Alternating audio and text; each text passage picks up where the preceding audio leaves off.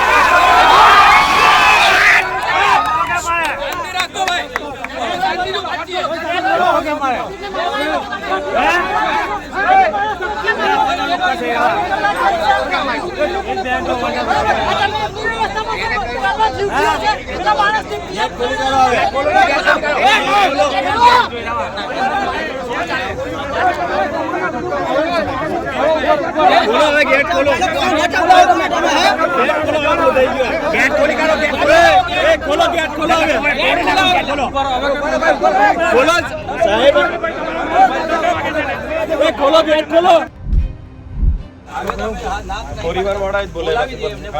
બધાને અહીંયા બોલાવો. એ અંદર કોઈ ચર્ચા નહીં થાય, બહાર ચર્ચા થશે. તમે 4 દિવસ સુધી કંઈ કર્યું નથી ને, એટલે અમારે આવું પડ્યું છે. બોલાવો. હા, મેં કેમ છું? ભરો નહીં તમે.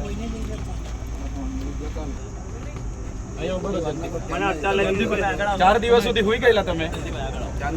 23 તારીખથી બનાવ બન્યો છે, ઊંઘી ગયેલા. હવે અમે આવીને જતા હતા અહીંયા લગી. તો પછી ગઈ વખત અમને તો કોઈ પોલીસ વાળો દેખાયું નહીં અહીંયા ને. અત્યારે લગીને અમને કોઈ અંદર નથી આવવા દીધા. હવે કેમ તમે અંદર બોલાવો? હવે તમે બહાર આવો. હા, અહીંયા વાત કરી ફાઇનલ કરો. કોઈ ચોરી ચૂકીથી વાત થોડી છે.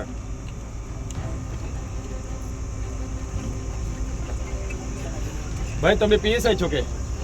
હા, બોલાવી લો એટલે પૂરું થાય જલ્દી. તમે નવરા પડો, અમે બી જતા રહીએ. એમને મેસેજ પહોંચી ગયો છે, આપને કીધું ને તરત. હા, બોલાવી લો. ધારાસભ્ય આવ્યા છે, કહો એમને. કહી દીધું છે એમને. હા, 4 દિવસ સુધી એમને ભાન નથી પડી. આટલો મોટો ગંભીર બનાવ બન્યો અહીંયા, એમને 4 દિવસ સુધી ખબર નથી પડી. 23 તારીખનો બનાવ છે, આજે 27 તારીખ થઈ. અહીંયા મારવા માટે લોકોને અમે મૂકી રાખ્યા છે.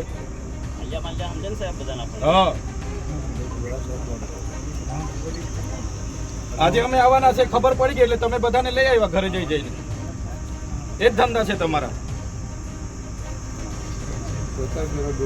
હા એ તો કરીએ ને એ લોકો કઈ થોડા, અમે બી અહીંયા જ છે ને તમે બી અહીંયા જ છો.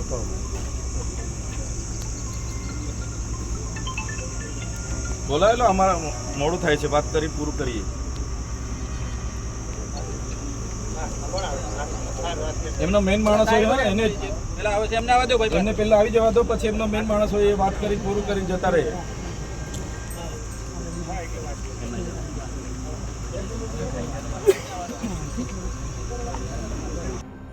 હા સાહેબ, દિલ્હી ચોખ્ખી વાત. ટાઈમ અમે ન્યાય અપાવવા માટે હા તો આવ્યા. ન્યાય અપાવવા કીધું છે. પોઝિટિવ બોલાવી લો. ટાઈમ મળ્યો છે. હા, બોલાયેલો. તમે અડધો કલાક તો આપો સાહેબ. એ રીતના વાત કરી. 27 વર્ષની જોબ છે, હા, હા. 25,000 પગાર છે.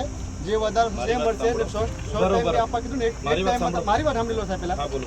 વન ટાઈમ બી કીધું ને કે તમે વન ટાઈમ નક્કી કરો, અમે આપીએ. બીજું તો આપણને હું જોઈએ છે. એટલે વન ટાઈમ જો કહેશે ને એ લોકો કે ભાઈ અમને આટલા તમે જોઈએ કોણ છો? છે. હું વસાવા છું, રોશન વસાવા. ના પણ આમાં હું કંપની, હું આમનો લીડરમાં છું. હા બસ હા. સારું તો બરાબર. કંપની વાળાને બોલાવી લેવા તો. જો અમે છે ને, અમે કંઈ અમારા સ્વાર્થ માટે નથી આવ્યા. બેનના એના માટે રાતે 2 વાગ્યા સુધી અમારા પિયુષભાઈની સાથે અમારું ન્યાય આપવાનું કામ છે. અમારે બીજી કોઈ સાહેબ, લેવા હું દેવા. ન્યાય આપવા માટે જ હા, તો આવ્યો ઉભા રહો, છું. થોડીક વાર ઉભા રહો. હા, હું ન્યાય હા, આપવા ઉભા માટે રહો, આવ્યો છું. ઉભા રહો. હા? બોલાવો પેલા મેનેજરને બોલાવો.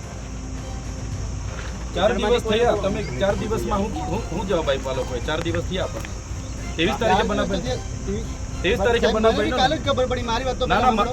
સાંભળો, 23 તારીખે બનાવ બન્યો ને? નેગેટિવ કોઈ સાંભળો, જવાબ જ નથી સાહેબ. રોનકભાઈ સાંભળો, 23 તારીખે બનાવ બન્યો, બરાબર છે? આજે કઈ થઈ? 27 થઈ. 5 દિવસ થયા ને? ઓકે, તો કંપની મેનેજમેન્ટને આપણે 5 દિવસ સમય આપ્યો કે નથી આપ્યો? આપ્યો ને. તો આપણે કઈ દમ મારવા આવ્યા છે? કીધું ને કે ભાઈ અમને અડધો કલાક હા, clear એમને કરી બોલાવી લો, આપીશું. પૂછી લે, બોલાવી લો ભાઈ, બોલાવી લો. હા? હું પેલાને કહી દઉં, બરાબર? તમારી ન પડો. હા, મારી અમે જે આવ્યા તમારો છે, જે message અમે છે હું ન્યાય પતાવી દઉં છું, બરાબર? અમે આવ્યા છે કે ન્યાય અપાઈને જઈશું. 4 દિવસ સુધી એ લોકોને અમે છે ને ફોન પર ફોન કર્યા છે એમને ઓકે, વાંધો 4 નહીં. દિવસથી. હા, એને જવાબ નથી આપ્યો એટલે અમે આવ્યા છે. વાત કરો એમને. જો, હું વાત કરું. તું અંદરથી આયરો અંદર આક્ષેપ કરે એના કરતાં બહાર બોલાવી લે. કાલે ઉઠીને 16 જણનો પ્રશ્ન છે, 1 જણનો નથી. હા, એ બધાની જ વાત છે. આવું કરું હા, છું. 16 જણનો છે ને તમે બી ગંભીરતાથી સિરિયસલી સાહેબ, અમે ગંભીરતાથી 4 દિવસથી તમારે જ હું આવ્યો છું. મેનેજરને છે ને બોમ્બે છું, બોમ્બે મને તો છું 4 દિવસથી ફોન કરીએ મને છીએ. તો શું કીધું ખબર કે ભાઈ તું અહીં આગળ હીરો બનવા નહીં આવ. છતાંય હું આવ્યો. મારા હા, જમાનાની બસ એને હીરો બનવા હું નથી આવ્યો છું ને, હું ધારાસભ્ય છું, એને હા. બોલાવો. ચાલ ભાઈ તું. ના ના, અંદર કોઈ વાત નહીં. અહીંયા ઓકે, વાંધો નહીં. ચાલો, હું 16 જણનો પ્રશ્ન છે અહીંયા. હું લઈને આવું છું, બરાબર? હા. વેઇટ કરો. હા, કોઈ નહીં આવે, એને બોલાવો અહીંયા. 4 દિવસ થઈ ગયા, 16 લોકોનો પ્રશ્ન છે. આ કઈ એ નથી. પેલા ભાઈ મરીને ત્યાં પીએમ રૂમમાં ડેડ બોડી પડેલી છે. કોણ છે ભાઈ પાછળ વાળા? તમારી હાથે છે, પોલીસ સ્ટાફના છે. બાઉન્સરી ગામમાં ખાલી તેને બોલાવો. હા, અહીંયા બાઉન્સરી કરતા નહીં. હા, એવું કઈ સમજતા નહીં. બધી નાહી જાઓ અહીંથી, હોદી હોદીને આપવું જો. આ કઈ તમારા બાપની નહીં, તાળા મારી હમણાં. હા, 2 દિવસ પછી પાછા આવીએ 29-30 તારીખે કાલનું બધું પતાવીને. શું કેવું? એ બાપની પ્રોપર્ટી નથી અહીંયા. તમે પીએસઆઈ કોણ છે ભાઈ? તમે તો બોલાવો, તમને ખબર નહીં પડતી કે? પીઆઈ સાહેબ જ અંદર. હા, બોલાવો, પીઆઈ ને બોલાવો. એમને મેસેજ આપી દીધો. અંદર શું કરે છે? અહીંયા આવ્યા છે, અહીંયા વાત કરવા કોને? 4 દિવસ સુધી તમારો પીઆઈ હુઈ ગયેલો. માણસની દીકરા બતાકાની જેમ રોજ આવો વ્યવહાર કરવાનો. ના, 4 દિવસથી તમારો પીઆઈ ઊંઘી ગયેલો. આજે દેખાયું એને તો તમારે શોર્ટ આઉટ કરી દેવાનું હતું ને. આજે અંદર બેહી રહેલા છે તે.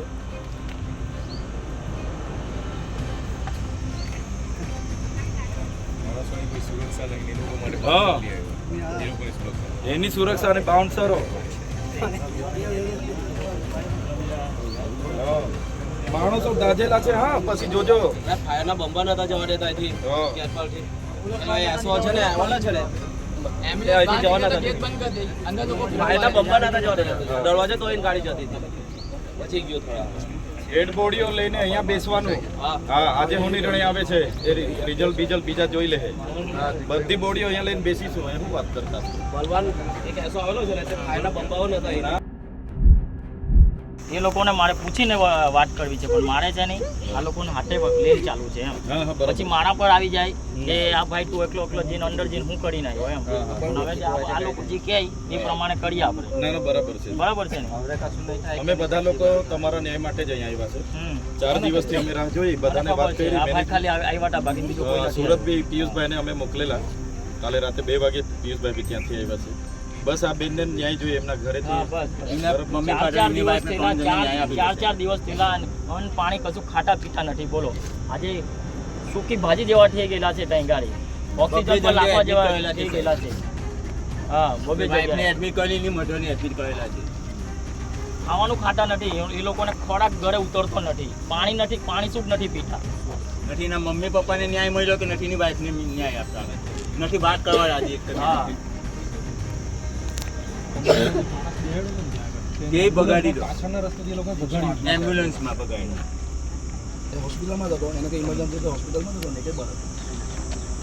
ચાલો જગ્યા કરો. હવે આ લોકો જે કરે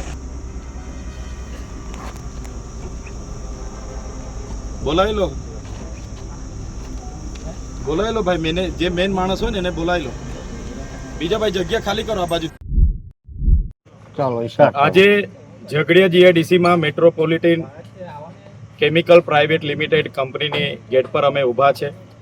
અગાઉ 23 તારીખના રોજ કંપનીની બેદરકારીના કારણે અહીંયા બ્લાસ્ટ થયો હતો અને એમાં 16 જેટલા કર્મચારીઓ ગંભીર રીતે ઘાયલ થયા હતા.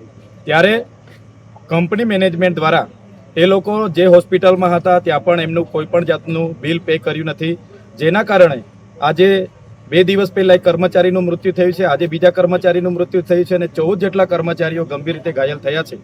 ત્યારે અમે બધા એમના પરિવારજનો સાથે અહીંયા એટલા માટે ઊભા હતા કે એમને ન્યાય મળે, એમને વળતર મળે અને કંપની મેનેજમેન્ટ એમની સાથે વાત કરે. પણ આજે પણ કંપની મેનેજમેન્ટ દ્વારા એમના પરિવાર સાથે કોઈ પણ જાતની વાતચીત કરવામાં આવી નથી. ઉલટાનો પોલીસનો ઉપયોગ કરીને ખોટી રીતે લાઠીચાર્જ કરવાનો અને અહીંના પરિવારજનો સાથે ગેરવર્તણૂક કરવામાં આવ્યું. અહીંના પીઆઈ દ્વારા સૂચનાઓ આપવામાં આવી, લાઠીચાર્જ કરવામાં આવી અને કેટલાક લોકોને એમાં પણ લાઠીઓ એમના પરિવાર સાથે એમને દૂર કરવામાં આવ્યા. ત્યારે અમારી લાગણી ને માગણી એટલી જ છે. એકને એક દીકરા ગુમાવેલા છે, એમના નાના છોકરાઓ છે અને એમનો પરિવાર આજે રજડે છે અને ડેડ બોડી 2 દિવસથી ત્યાં પીએમ રૂમમાં છે. ત્યારે કંપની મેનેજમેન્ટ આમાં યોગ્ય નિર્ણય કરે અને આ પરિવારોને યોગ્ય વળતર ચૂકવે એવી અમારી લાગણી અને માગણી છે. જો પરિવારોને યોગ્ય વળતર નહીં ચૂકવવામાં આવશે તો અંકલેશ્વર, પાનોલી, દહેજ આ વિસ્તારની તમામ જીઆઈડીસીના કામદારોને અમે આહવાન કરીએ છીએ કે આવનારી 30 તારીખે આ કંપની પર ફરી આવવા માટેનું જાહેરાત કરવામાં આવશે અને 30 તારીખના રોજ તમામ કામદારો 1 દિવસની રજા મૂકીને આ કંપની પર સૌ ઉપસ્થિત થાય અને આ 16 પરિવારના જે દીકરાઓને, જે 2 દીકરાઓ મૃત્યુ પામ્યા છે અને 14ને જે ઈજા થઈ છે એમના ન્યાય માટે સૌ પોતાનો સમય આપે. અમે સૌ પણ 30 તારીખે અહીંયા ઉપસ્થિત થવાના છે. જોહાર, ધન્યવાદ. આ પીઆઈ ને કેવું એવું છે કે 15 લાખમાં સોદો કરવો હોય તો મીટિંગ થાય, બાકી મીટિંગ નહીં થાય. બેન તમારું શું કેવું છે? તમારા ભાઈને ન્યાય જોઈતો છે કે અમારે જીવ જોઈએ? પૂછો. બોલો બોલે બેન, વાંધો નહીં, ચાલો બોલો. 15 લાખ નથી જોઈતા. મારા પૈસા નથી. બસ આ પીઆઈ અહીં બેઠેલા છે, આ બધા મેનેજમેન્ટ છે, સાહેબ છે, હું પોતે હાજર છું. આ બેન પોતાના ભાઈના ન્યાય માટે કકલીને રડી રહેલી છે બચારી બેન. આ કંપની વાળા અને આ પીઆઈ ઝઘડિયાનો જીઆઈડીસીનો પોતે જાણે પોતે પૈસા ઘરના કાઢીને આપવાના નથી એ રીતે કોઈ અંદર મીટિંગ માટે જવાનું નથી, કોઈ ચર્ચા નથી કરવાનો. આ એક બેન કકલી રહી છે બચારી એના ભાઈના ન્યાય માટે. હું લેવા દોડવાથી ન્યાય નથી મળવાનો.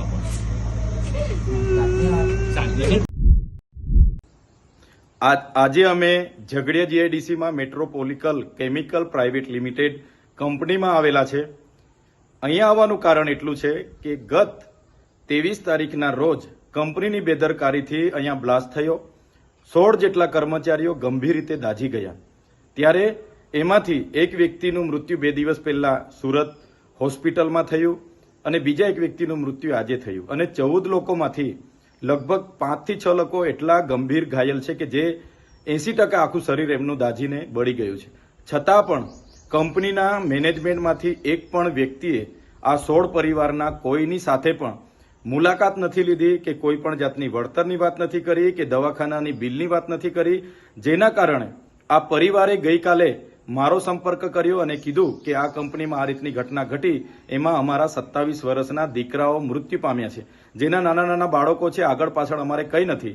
ચૈતરભાઈ, તમે કંઈ આવીને વાત કરીને અમને ન્યાય અપાવો. આજે અમે અમારી ટીમ સાથે એ કંપનીના ગેટ પર ગયા અને 11:30 થી લઈને 1 વાગ્યા સુધી ત્યાં ઉપસ્થિત પીઆઈ વાઘેલા, પીએસઆઈ બધાને અમે કીધું કે મેનેજમેન્ટમાં જે કઈ વ્યક્તિ હોય એને ગેટ પર બોલાવો અને અમારી સાથે જે પરિવારજનો આવેલા છે એમની સાથે માનવતાની રાહે જે વળતરની વાત હોય એ વાત કરે અને એમને ન્યાય આપવાનું કામ કરો.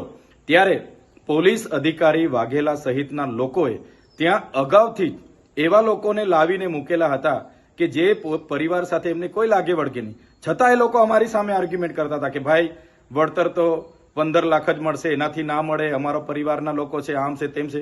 પણ અમારી સાથે જે સગા સંબંધીઓ હતા એમણે કીધું કે અમે 15 લાખમાં સહમત નથી, અમારો એકને એક દીકરો મૃત્યુ પામ્યો છે, અમને માનવતાની નાતે થોડું વ્યવસ્થિત કરી આપો.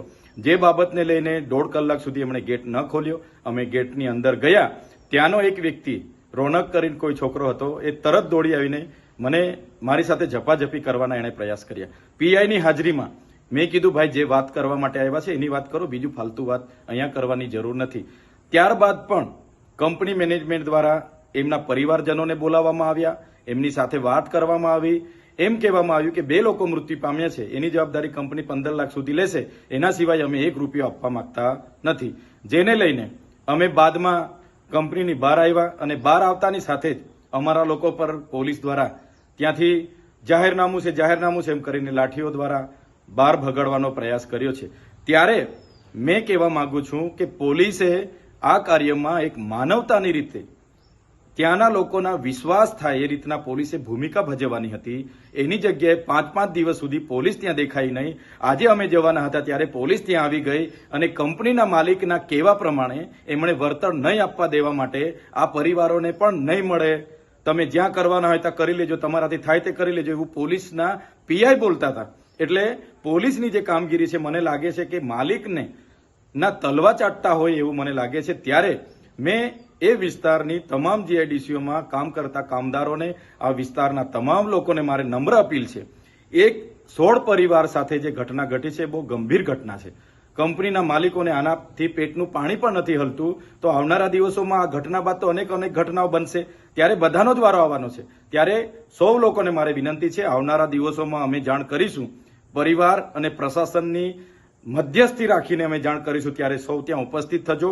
આ પરિવારને ન્યાય અપાવવાનું કામ આપણું બધાનું છે અને આપણે બધા સાથે રહીને કરીશું. આમાં જે પોલીસે ભૂમિકા ભજવી છે એ ખૂબ જ નિંદનીય અને દુઃખદાયક છે.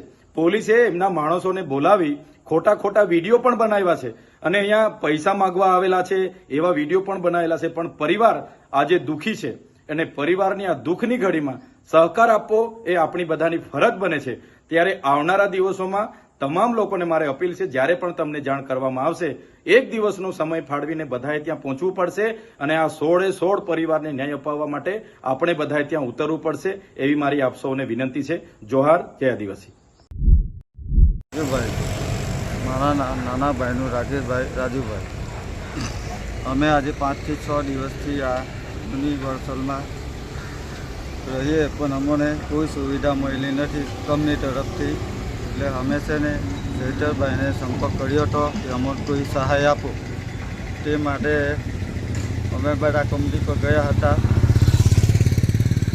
પછીમાં શું થયું કે આપણે રોશનભાઈ આવ્યા હતા, પણ એમને અમે જાણતા બી નથી, તે છતાં તે કંપની પર આવ્યા ને તે બોલાચાલી થઈ, એમાં એઓનો ઝઘડો છે.